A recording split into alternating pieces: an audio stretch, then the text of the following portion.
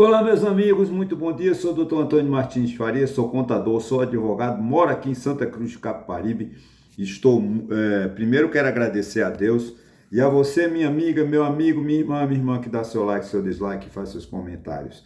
Muito obrigado. Obrigado mesmo aos 813 inscritos. Que maravilha! E a proposta continua. Até o final do ano nós vamos ultrapassar os 1.000 inscritos. Obrigado às 315 visualizações até agora no meu último vídeo. Muito bom, uma excelente fase que eu tô vivendo, né? 315 visualizações em 2 dias, é muito bom.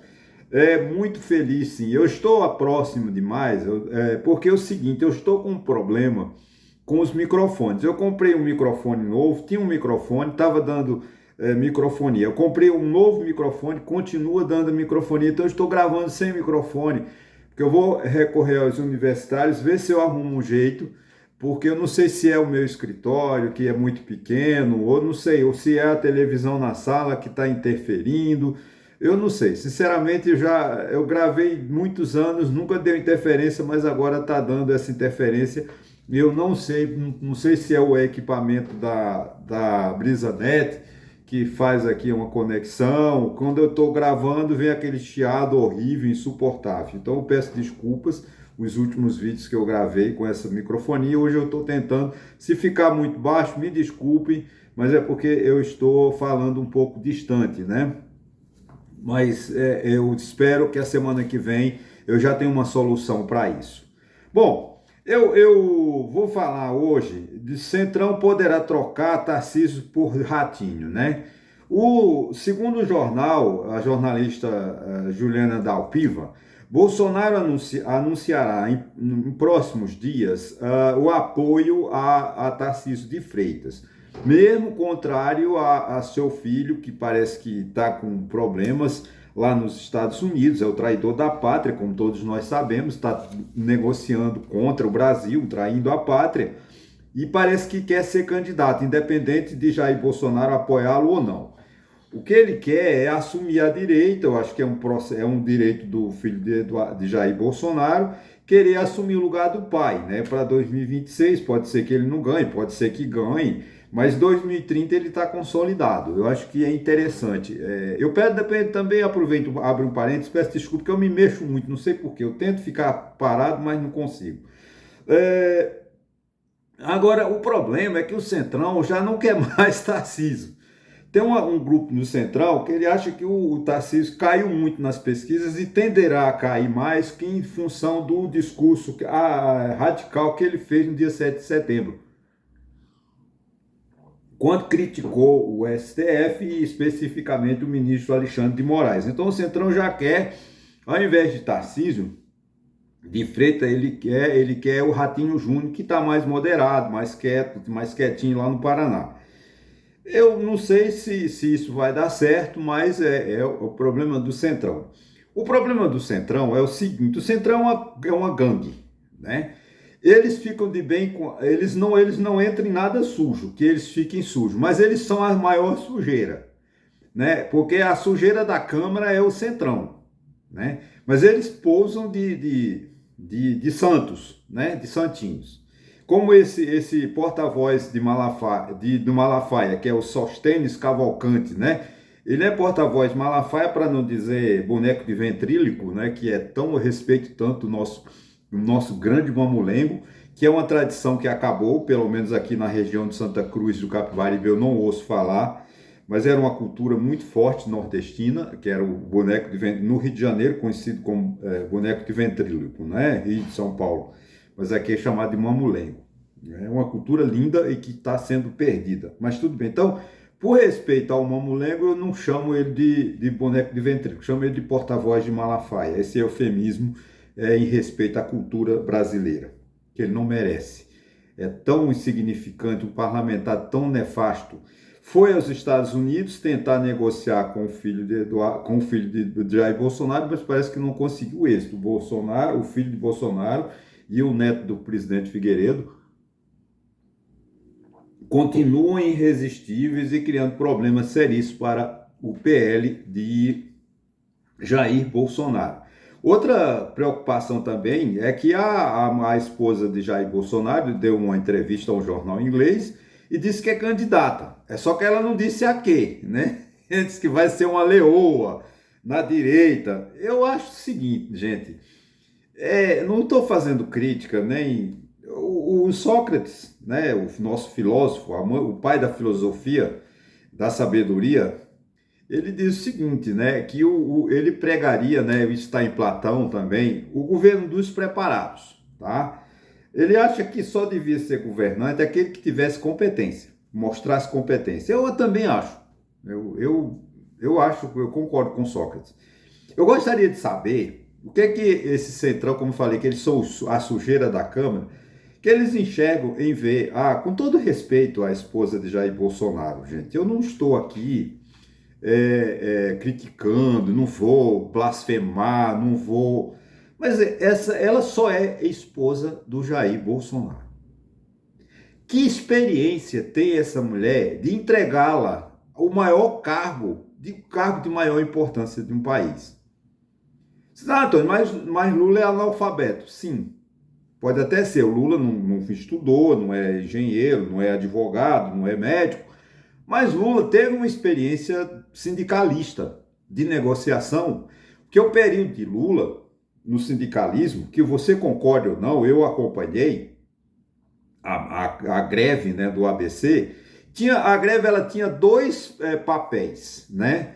Era onde uma massa de trabalhadores, né? Cada montadora de veículo tinha 3.000, 5.000 trabalhadores. E eram pessoas que estavam, vamos dizer assim, angustiadas, porque elas nunca tinham votado, era uma geração de pessoas como eu, que não votou para presidente da República. Só votei em 89, já com quase 40 anos, né? E também o arroxo, né, principalmente na década de 70, o arroxo salarial. Que tudo tinha correção monetária, né? Era uma famigerada correção monetária, que corrigia os ativos e os passivos, mas não corrigiam os salários. Então você tinha um salário de R$ 500, você ficava ganhando R$ 500 até a próxima data base, que era em outubro, que é, por exemplo, outubro é o mês de base de uma boa parcela do sindicato no Brasil, que é os sindicatos comerciários. Então aí chegava lá, em outubro, dia 19 de outubro, como chamava o dia do cachorro, que era feriado do trabalhador, isso no Rio de Janeiro, né? Aí dizia, olha, vamos negociar. Aí a indústria, né, dizia, não, eu só vou dar 3%. Aí fazia-se uma greve, ameaçava, Lula entrava, negociava e conseguia 7, 8%.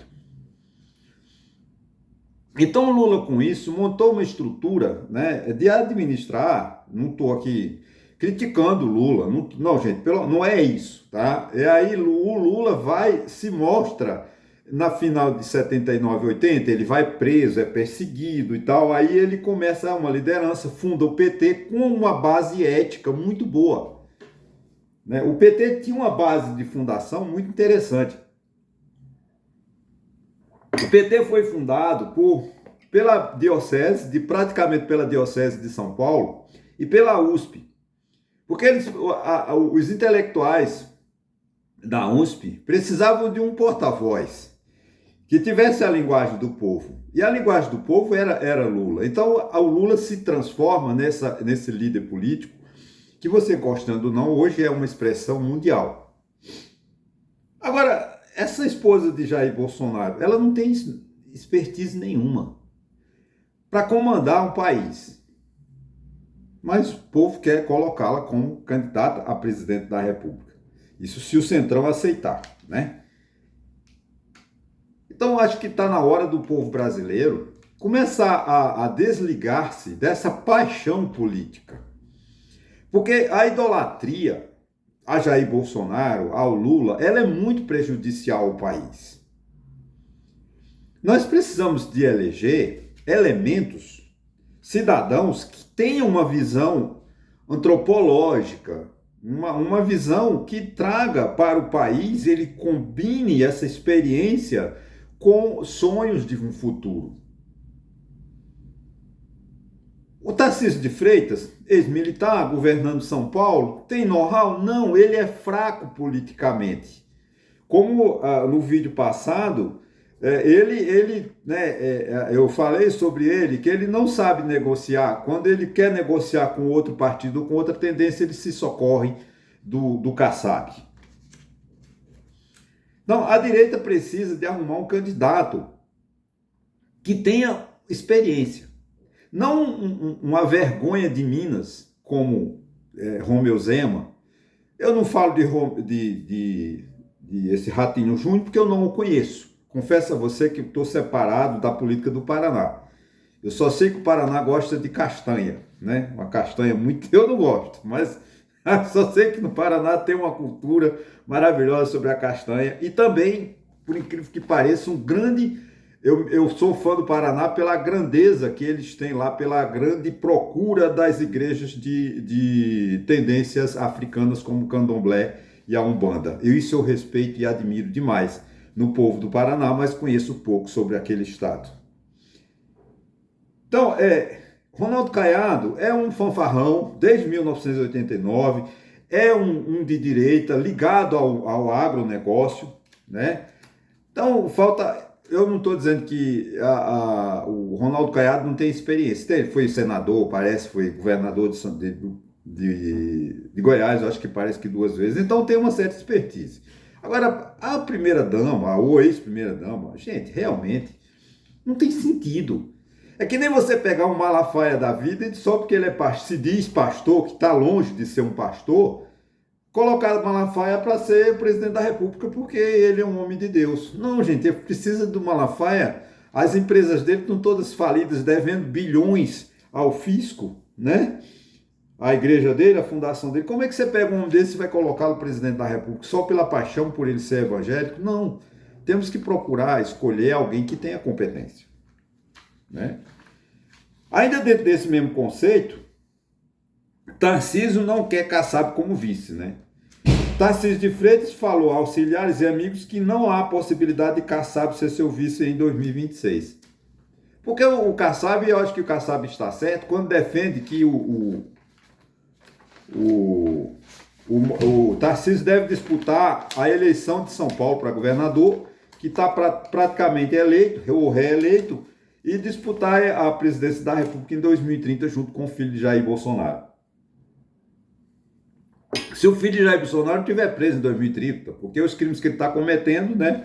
Acho que vai pai e filho para a cadeia. Porque quem cavou a cadeia de Jair Bolsonaro foi Eduardo. Eduardo Bolsonaro é que botou algema em Bolsonaro. Eduardo Bolsonaro que botou prisão domiciliar em Bolsonaro. Eduardo Bolsonaro foi que penalizou Jair Bolsonaro pela arrogância, pela loucura que ele inventou essa briga contra o STF, né? Vamos lá, aí dentro do ainda mudando, por isso, tudo que eu falei faz sentido, aí eu falo aqui educação no fundo do poço. Segundo matéria publicada no Globo, 1/3 dos municípios não pagam o piso salarial dos professores. Tá? Existe uma lei federal que hoje o piso dos professores é de 4 mil e alguma coisa. 1/3 dos municípios. Então você pega 5.569, divide por 3 e você vê a quantidade de municípios que não pagam o piso. Não me venham com onde dizer que os municípios não têm recurso, não. É mentira do prefeito. Pode trazer os 5.569 prefeitos, porque 570 é com o Distrito Federal, mas lá é governador, tá? Vamos lá, o seguinte. Pode trazer, inclusive, o prefeito de Taquaritinga do Norte, que eu vou dizer, o senhor é um mentiroso. Recurso tem para pagar o piso dos professores. O problema é que ele não paga por falta de vergonha na cara, por desonestidade, por má fé. Porque quanto mais analfabeto for o povo, melhor para Hugo Mota da vida. Um incompetente, um fraco, como diz, mais fraco do que Severino, como disse Renan Calheiros, sobre essa incompetência de Hugo Mota. Porque o povo analfabeto, o povo não questiona.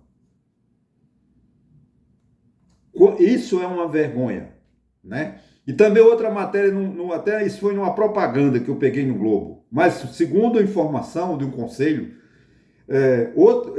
de cada 10 crianças no fim do ensino médio, o ensino fundamental, não saem da escola sem serem alfabetizadas.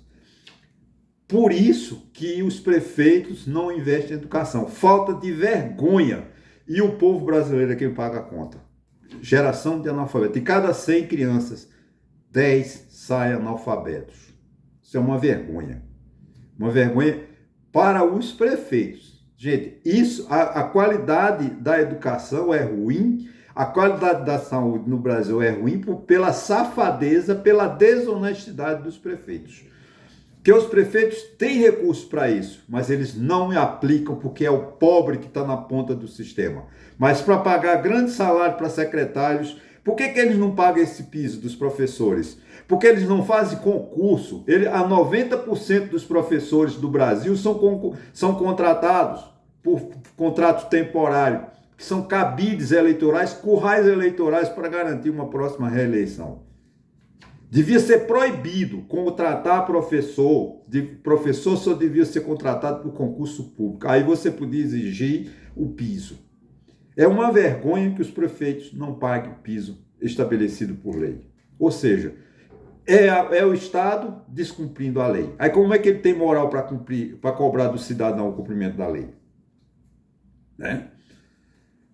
Ainda mudando um pouco de assunto, que já estou encerrando, Lula promete negociar fim da guerra da Ucrânia. Que bom, eu acho isso interessante. O presidente Lula se reuniu com o presidente da Ucrânia e prometeu lutar para chegar a um acordo de paz e pôr fim ao conflito. Estadão 25/9, Lula se encontra com Zelensky e diz que tentará negociar o fim da guerra.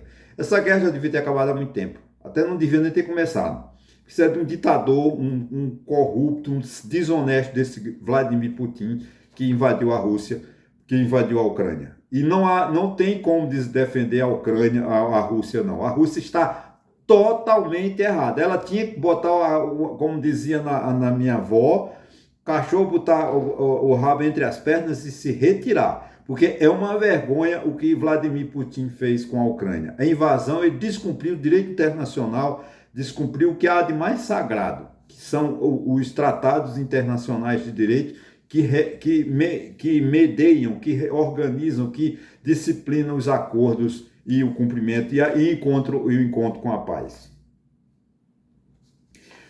Ex-presidente da França é condenado a 5 anos de prisão. O ex-presidente Sarkozy foi condenado a 5 anos de prisão por causa da obtenção de um financiamento irregular para a sua campanha. Só que ele aceitou a decisão, ele não fez que nem Jair Bolsonaro. A hipocrisia que Jair Bolsonaro está fazendo para não ser preso. Errou, pediu desculpas, reconhece a inocência, mas a justiça da França achou por bem. Espero que agora não diga que na França tem uma ditadura, né? Os bolsonaristas vão dizer que é a ditadura na França, porque prendeu. Não, a mesma decisão que chegou ao Supremo Tribunal Federal no Brasil contra Lula, chegou à justiça, o tribunal. Porque o direito na França é bem diferente daqui. O direito na França praticamente é direito administrativo, tá? Aqui não, aqui o direito judiciário, o direito penal, o direito civil. Mas na França vale muito a decisão administrativa. Mas a Corte da França chegou ao mesmo, vamos dizer assim, a mesma decisão que tomou o Brasil com relação a Jair Bolsonaro. Claro que os crimes de Jair Bolsonaro cometeu muito mais crimes, né? O presidente da França foi condenado a 5 anos, cometendo 70 anos, poderá obter o direito de ficar em casa, mas vai cumprir a pena tranquilamente, né? Já finalizando, o Banco Central prevê inflação na meta apenas em 2028. Vejam, senhores, a meta é estabelecida, o Conselho Monetário Nacional, que é formado pelos ministros da Fazenda, pelos presidentes do Banco Central, que as pessoas que dirigem a economia do nosso país se reúnem uma determinada vez por ano e dizem, olha, a meta da inflação de 2025 é de 3%, podendo variar de para mais ou para menos de 1,5%. Então você poderia ter uma inflação para mais até 4,5%. Isso para 2026, 2027. Só que o Banco Central está prevendo o seguinte, só em 2028 que provavelmente a inflação entre na meta, ou seja, de 3%, para mais ou para menos. E fixe em 3%. Gente, eu não sou especialista, eu não sou economista, mas por que o Banco Central não consegue encontrar uma saída para a inflação? Por causa da falta de política econômica do governo. O governo não tem uma política econômica que reduza gastos, que tire o dinheiro de circulação. Né? Porque o governo toma vale gás, vale meia, mano, que toma dinheiro no mercado. E o Banco Central precisa de se enxugar a liquidez, porque esse dinheiro do vale gás, dinheiro do pé de meia vai para o consumo. Aí o consumo, aí vende mais no supermercado, aplica nos bancos. O que é que o Banco Central tem que fazer? Banco, tu ficou com muito dinheiro em caixa, então tu compra título para tirar esse dinheiro de circulação, para diminuir, para encarecer o empréstimo. Tem um aumento do IOF, que também é benéfico, né? Esse aumento que o governo fez também retira ajuda do Banco Central. Agora, o governo não tem um programa de gasto. Você vê, agora ele custou 7 bilhões e pouco do PAC e tal, mas isso aí é por quê? Porque ele não tem controle do fiscal, ele não sabe quanto vai gastar. Até essa semana, o Tribunal de Contas obrigando, está exigindo que o governo cumpra a meta. Não no mínimo, mas pelo menos sinalize para ir para a meta. Porque o governo ele tem uma meta, ele diz o seguinte, eu quero ter um superávit primário zero. Mas eu também posso ficar devendo 70 bilhões. Aí o que o governo trabalha? Trabalha em ficar devendo 70 bilhões e nunca zerar. E o Tribunal de Contas disse, não, cumpra. Você tem que cumprir. Né? Então, eu não estou aqui criticando o governo do PT, não estou criticando o governo do presidente Lula, mas infelizmente é que não tem nesse governo uma intenção de contenção de gastos. A contenção de gastos vai gerar desemprego. Pode ser. Agora, não é. Ele pode reduzir gastos administrando eficientemente. Por exemplo, destravando as obras paradas, que dá prejuízo. Essas obras paradas são obras pagas, que os canteiros de obras estão lá, os engenheiros, as empresas de engenharia, enquanto tem um canteiro de obra, ela está ganhando. Então, a quantidade de mais de 1.000 obras paradas, né? Então, eu estava vendo um seminário aqui na região de Caruaru, todo mundo contente, porque a Transnordestina, que é do projeto de 1877. E a construção em Pernambuco é de 540 quilômetros de trilho. Você acha que vão construir em um governo? Claro que não, mas daqui a 100 anos é que eles vão terminar a Transnordestina. Tomara que termine. Na década de 90 eu trabalhei numa empresa em Brasília, uma empresa que vendia pneus, e eu quando entrei na sala do presidente da companhia, vi lá o mapa nordestino cheio de pontinhos vermelhos. Né? E eu perguntei a ele, seu fulano, senhor Cury, desculpa, falei, para que esses pontinhos vermelhos no mapa de Pernambuco? Ele disse, porque isso vai passar a Transnordestina e a gente está visando em colocar empresas para vender pneu nessa região. Isso na década de 90. Em 1989, Lula foi o maior adversário da Ferrovia Norte-Sul, que até hoje não terminou. Por que não terminou? Por incompetência do Estado. E Lula, olha que Lula foi, no governo do PT, foi o maior investidor na Ferrovia Norte-Sul. 1989, quando Sarney inventou criar a Ferrovia Norte-Sul. E até hoje ela não está. Se tiver 1.000 quilômetros, tem muito. E a Transnordestina quer fazer um ramal ligando a Ferrovia Norte-Sul com a Transnordestina. É um sonho, né, gente?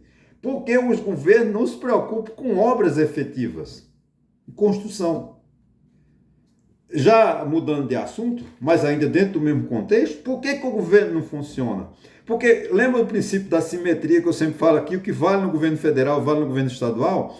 Dos 27 estados, 20 estão com o mesmo problema do governo federal, que é destinando verba para emendas parlamentares por PIX para municípios, jogando dinheiro no lixo, porque ninguém sabe onde o município vai investir, quando vai investir, como vai investir e para quem vai investir. O STF está lá fiscalizando os deputados federais. E quem fiscaliza os deputados estaduais? Dos 27 estados, 20 estão com o mesmo problema da distribuição. Você vê que em Pernambuco a briga é grande, na Assembleia Legislativa, porque a governadora, eles queriam pedir o impeachment da governadora há pouco tempo, porque ela não estava pagando as emendas. Isso é muito grave mesmo. Tá? Então o que falta ao Brasil é vergonha na cara dos políticos. Porque eles não trabalham para o povo, eles trabalham para eles. Vou ocupar 2 minutos, prometo, para falar sobre a questão do encontro de Donald Trump com Lula, a semana que vem, parece. Gente, olha, agora se descobriu que foi a interferência do maior empresário, né, dos Estados Unidos brasileiro, que é o dono da JBS. Tão escandalizado já teve, acho que até tiveram preso, cara, enfim, né? Essa família famosa, que o encontro de Trump e de Lula não foi por acaso, mas tudo uma coisa organizada. É o que está descobrindo. Eu não quero falar sobre isso mais, né, mas alongar muito, porque eu só quero concretizar, falar quando eu for concreto, quando realmente eu disser assim, olha, a reunião com Trump foi isso. E trouxe tais resultados. Espero que quais o resultado? Que reduzam as alíquotas das exportações, das importações do Brasil para os Estados Unidos e retire essa coisa ridícula da lei Magnífica contra o ministro do Supremo Tribunal Federal e sua família, e reconsidere os vistos negados que ele fez, essa hipocrisia que o Donald Trump fez com o Brasil. Está fazendo com o Brasil por intermédio da interferência da amizade, né? Porque Bolsonaro disse que o filho dele, que podia ser embaixador do Brasil, né? Porque tinha fritado um hambúrguer e era amigo da família Trump. Então tá lá essa amizade. Tomara que Trump, né, acorde e diga, olha, eu não quero mais, Eduardo, atender aos teus caprichos, porque os empresários brasileiros estão é mais importante para nós. Só que eu acho que o Trump não está muito bom do juízo, porque ele disse que vai aumentar a partir de outubro a alíquota de 100% para produtos farmacêuticos, 80% para armários de cozinha, enfim. Eu acho que esse presidente dos Estados Unidos está ficando doido, porque ele está criando problema para o povo americano, mas é o problema deles, né? Agora, infelizmente, espero que eles falem, né? Se esse encontro traga retorno de Lula com o Donald Trump, traga um retorno bom para o país. Ok, gente? Olha, um bom final de semana e até segunda-feira, se Deus quiser.